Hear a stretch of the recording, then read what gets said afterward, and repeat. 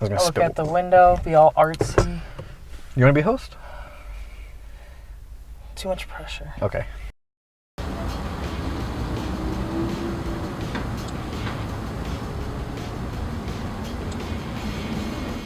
Hey everybody, this is LowLevelBoss.com. I am your host, Charles, for today. We're co-hosts. Co-host. Charles and Jared. And today, we are talking about the movie Exeter. Exeter. Masterclass movie, right? Oh yeah. I mean, I think it's gonna be one of those movies that all the film students are watching. Oh my god. It is a good movie to watch because it is a template of, from early 2000s to now, that kind of horror movie. Oh yeah. There was no horror elements other than the jump scares of like, okay, so starting off, full spoilers. Yeah, full spoilers. Fuck that movie. Fuck it. It's not worth your time. No. It is just a plain like, oh no, he popped out of the hatch. Oh, he just jump scare. That was one of the jumps. Most of the jump scares were the friends. Yeah. The fake jump scares. There wasn't any ghosts or demons. Yeah. For those who haven't seen it, it's a story about this. It used to be a hospital of sorts, like a mental hospital. Yeah, it was like a mental ward or asylum and stuff like that. And it is haunted, supposedly. It causes people to go insane, whoever stays there, because of all the past bad things that have happened. They never really... Oh, they have a 10-minute old black and white video of patients going insane and a narrator, and it's the most like generic, like just, okay, here's the checklist of the stuff we're gonna do, and we're gonna hit that, and now we're gonna hit that and that. That would be fun if everybody died in like a fun, goofy way or something like that. But they don't. They just kind of like, one guy, he gets scared, so he turns around and he runs away. He's holding a pickaxe, and he accidentally falls on his pickaxe. That was and he weird. slowly dies. Yeah. Quick fun fact.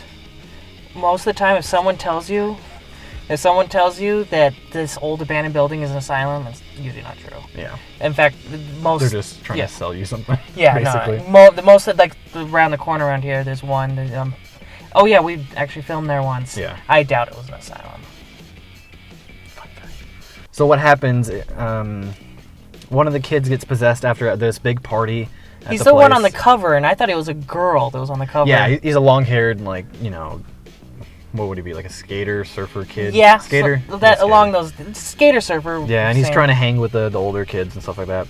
Obviously, he's actually a kid. Like, at first I was like, but they actually make it clear that he's not over 21, but it's kind of obvious he is a kid. Yeah, he's really, really young. And so he gets possessed, and then they try to exorcise him, and then there's references to The Exorcist, which are like, oh great, you saw that movie too? Cool. But so they try to exorcise and it doesn't work. But then all of a sudden the demon's gone, and so they go, this is the second time. The first time the demon goes away and the kid's there, but then when they fall for the trick, the demon comes back and tries to attack them or something like that. Right. And then that happens a second time, and they're like, it's okay, and they disconnect him from like being held, and you're like, oh yeah, believe that again. Oh. Like, or fall for that again. Yeah. But this time he's not possessed, the demon moves on to somebody else. So it's like, how did they... That was all confusing. I was lost that whole time. Then again, I was also... Yeah, and so... It's just, you know, two of the people eventually die because the demon jumps to the hot girl of the group. Yeah, There's the main generic guy who's trying to, you know, help out the pastor with cleaning up this asylum. So they can turn it into a church kind of community center or something like that.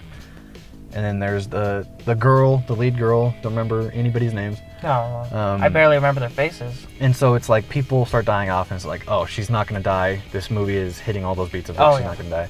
And then she dies. And so I'm like, I'm being really critical of the movie at this point. Right. I'm sitting there saying, okay, she dies. There's going to be a twist. And then there was. Yeah. And it's because the whole thing is there's the priest that's been helped cleaning up, but you thought he died in the beginning because he got hit by the car. Yeah, let's go backtrack to that. I'm trying not to glaze over stuff, but stuff happens so quickly and then nothing happens and then they just play rock music. That's how he dies. That's right. Yeah, I remember that's how he dies.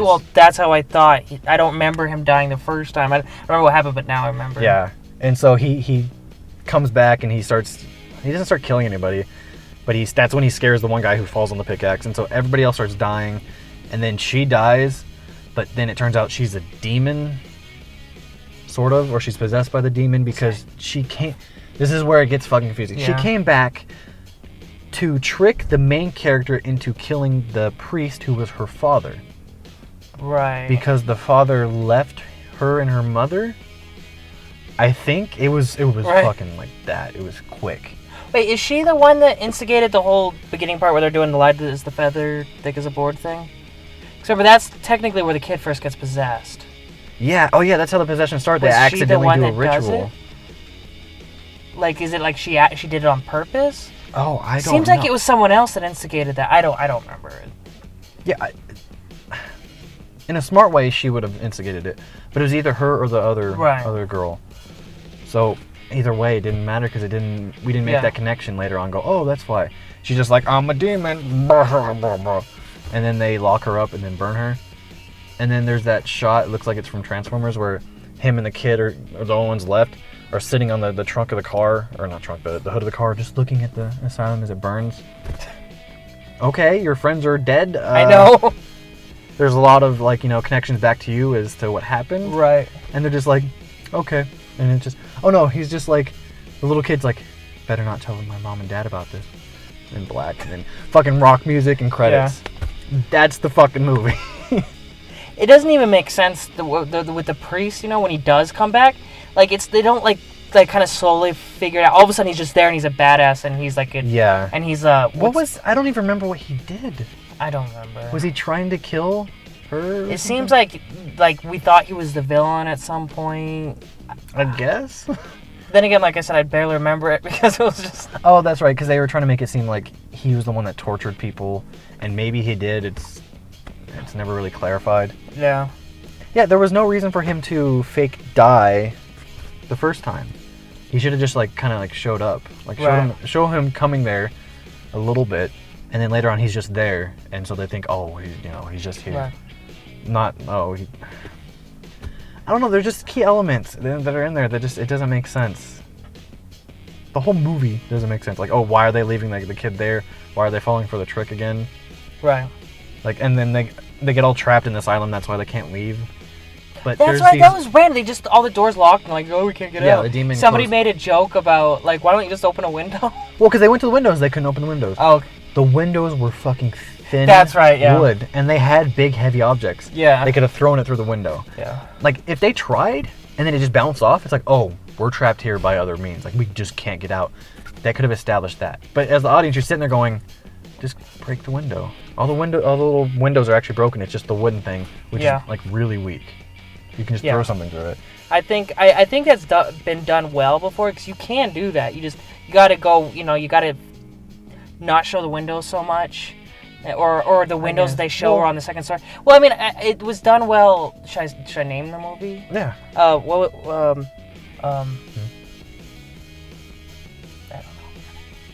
You don't remember? Well, I know the movie. I just can't think of the name. Oh.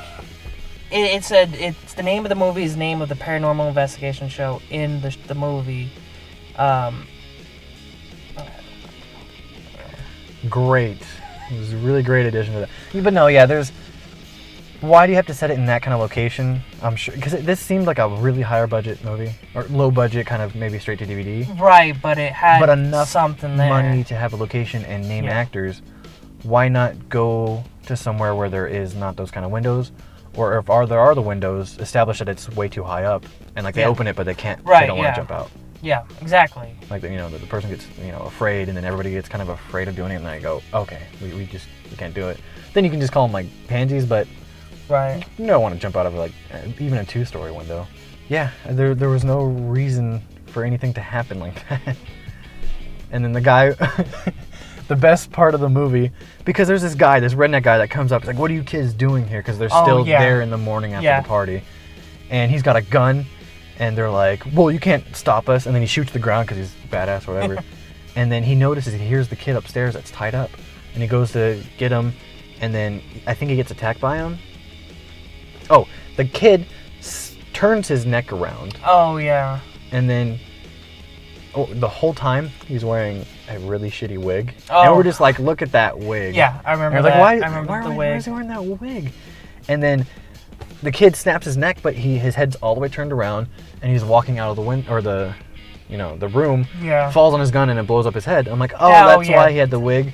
was so that way they can show from the front that he's walking forward, and you just see hair. Yeah. Just so they can turn the wig around God. to do this stupid practical effect. I mean, it would have been just as effective if the kid, like, grabbed at his throat and pulled his throat almost out. Right. And then he starts to walk out of the room, and he trips, and then... Yeah. Because the head, or the shotgun goes off in his fucking face.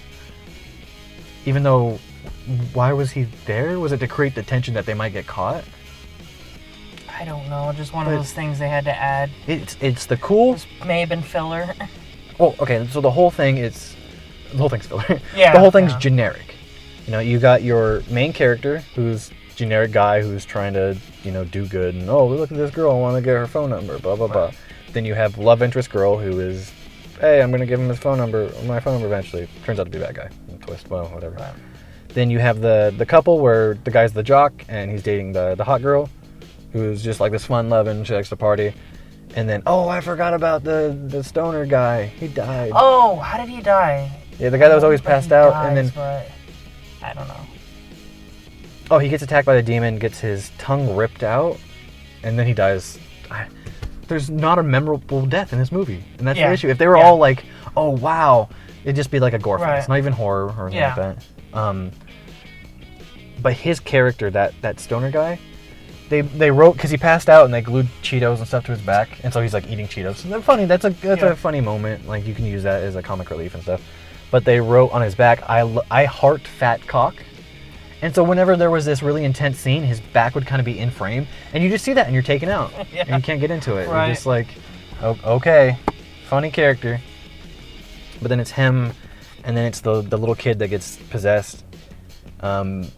Redneck, wig guy, and then the pastor. Those are the main kind of characters. Yeah. You really don't see too many other people. I mean, there's a party with... There's a party with a shit ton of people. Hundreds of kids. Like, this is supposed to be some, like, rural kind of city, and it's every fucking kid there. Yeah. And it's like, we're not going to get caught. Okay. So, the general consensus of everybody that was watching it was generic horror movie with jump scares. No actual scares. Right. Usually jump scares could potentially affect me. Yeah. I'm just like, it's loud. Yeah. Maybe I'm getting old. I want to personally experiment with more quieter jump scares. There's ways you can do it, I think, but even then, it wasn't like the horror of it. It was just, if someone pops out of somewhere, it's like, what are you doing? Like, you scared me, don't jump up. That was it. That's my representation of the movie. Jump up. Pause for a quick second. So the movie is Grave Encounters.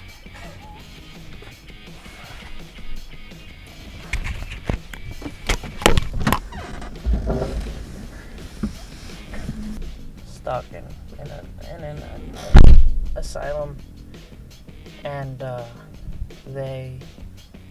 you coming back?